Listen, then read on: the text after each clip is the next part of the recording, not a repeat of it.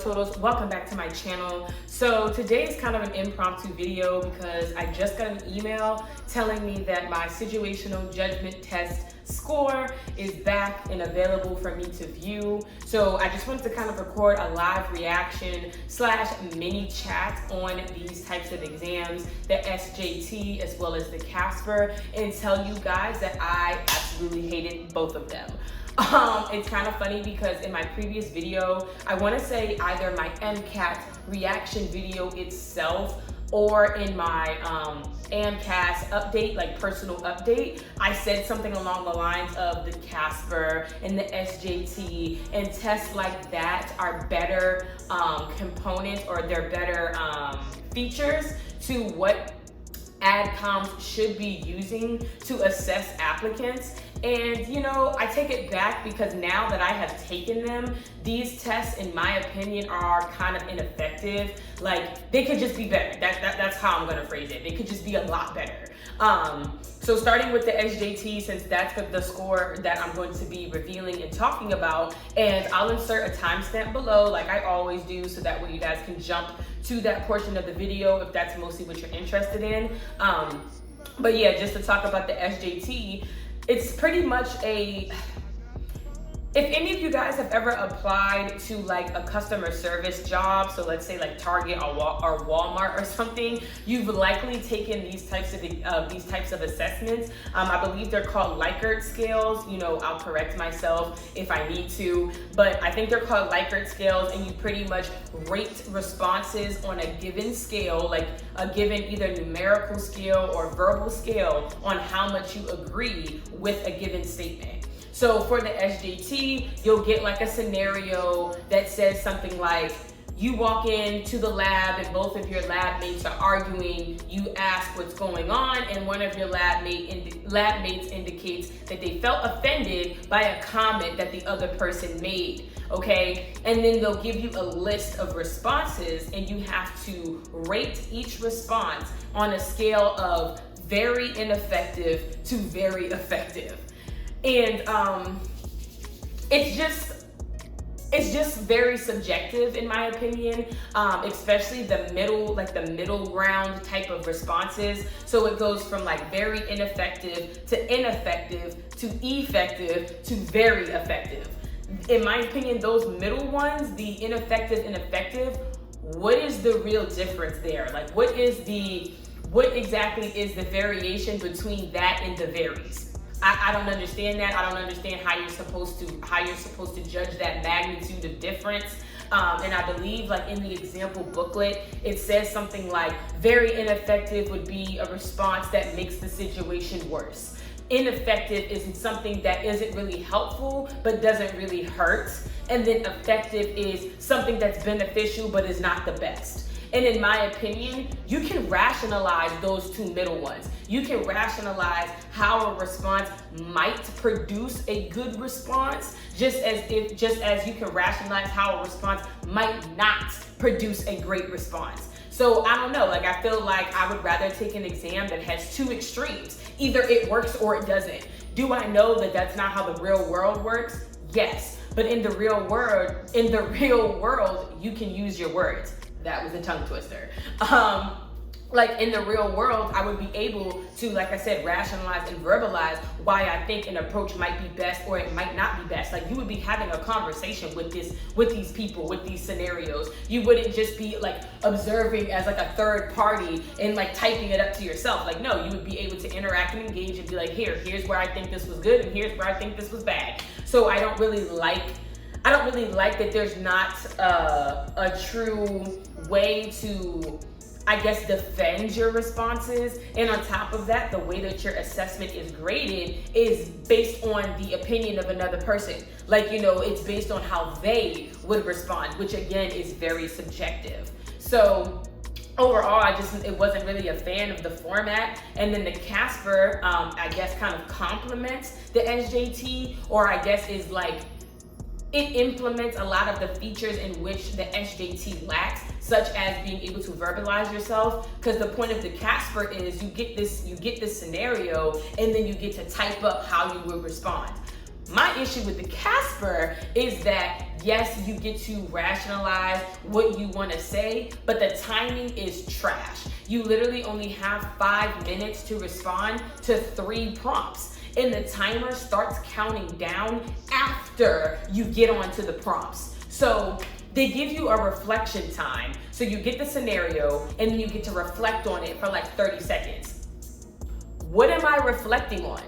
If you don't give me the prompts or the questions to understand where my train of thought should be taking me, as in, am I supposed to be thinking about what advice to give them? Am I supposed to be thinking about what I would do in this scenario? You know what I mean? Like, there's a lot of reflecting that I could be doing, but if I'm reflecting on the wrong things, then that 30 seconds was pretty much a moot point. It was useless. You might as well have not put it in there. So it was kind of frustrating because it was like, all right, you get the scenario, then you move on to the prompts, and now you're wasting time reading the prompts, reading the questions, and trying to understand how to respond to each question. So by the time, in my opinion, that you really get through reading each of them and like trying to respond to them, you only have about like 45 seconds to finish each part.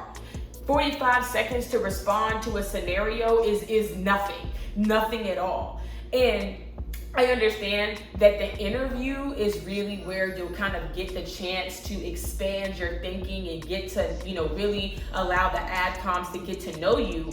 But you have to determine what type of students you want to interview, do you not? Like, obviously everybody doesn't get an interview. So my thing is like, if you're going to give me the chance to show myself and who I am, give me the chance effectively. Give me a good chance. Because in my opinion, I did not put my best foot forward in a 30-second response type of assessment.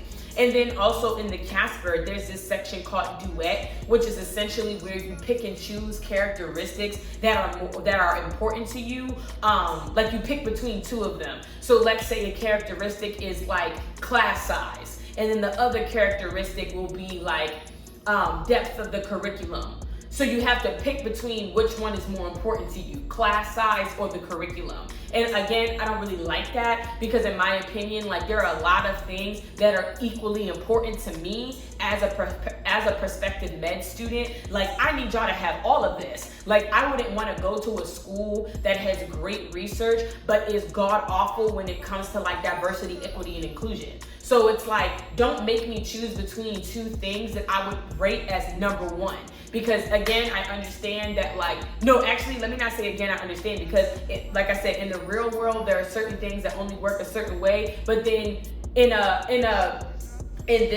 this case, it's definitely possible to have things be equally important to you. There's no rule telling me that I can only have, one option of importance in terms of school choice. So I just really don't like that they kind of forced that false narrative into the exam or into the assessment, because it just made me feel like again, you're making me choose between like a rock and a hard place. There's also a portion of the CASPer assessment where you do like a mini video interview called Snapshot. Hated that because it's like, once again, you're given this question that you're supposed to respond to. They do give you 2 minutes. But I don't know, like it just was something about having to like record myself and not really have that feedback. So I'm just kind of like answering and losing my train of thoughts.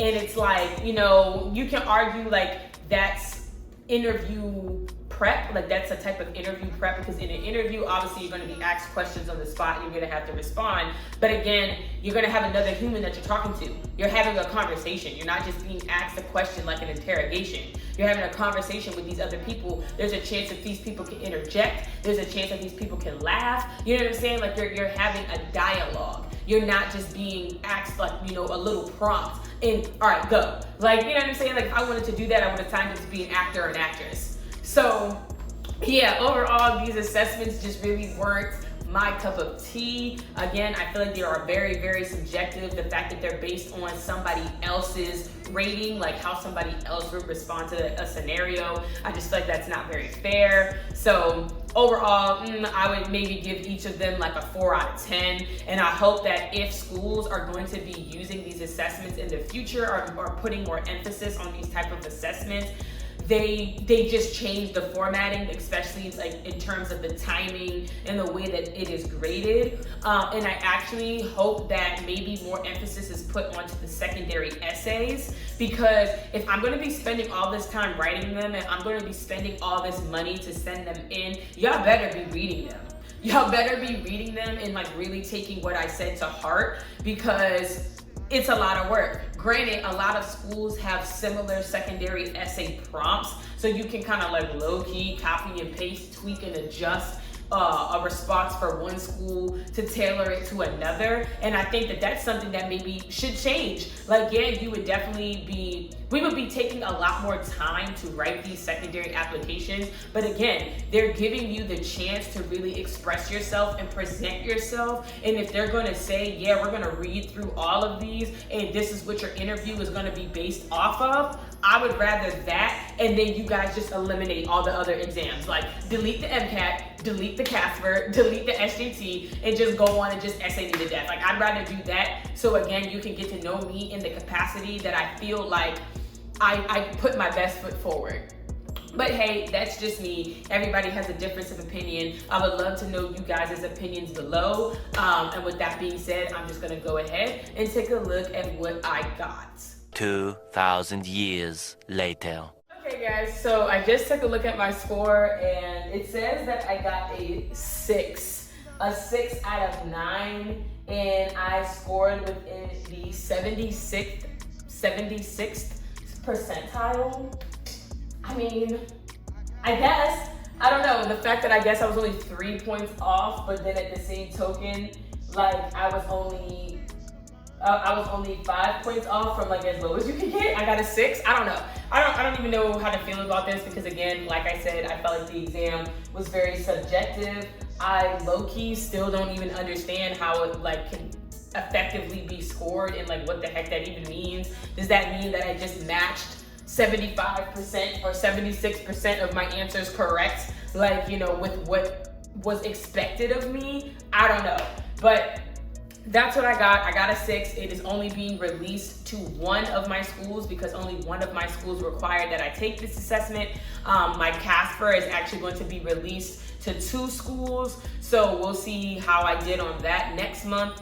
And yeah, I'm just gonna keep working on my secondaries. I'm pretty much done with all of my application except for like 2 schools. I'm almost done with one of them. I haven't started the other. I'm really just taking my time with this, guys, and just rolling along and, you know, doing whatever I need to as it comes. So I hope you guys enjoyed this video. I try not to make it too long. And again, please comment down below and let me know what you guys thought about the test, if you took it, how you were feeling about it, or if you have any questions because you're about to take it. All right, have a good day. Bye now.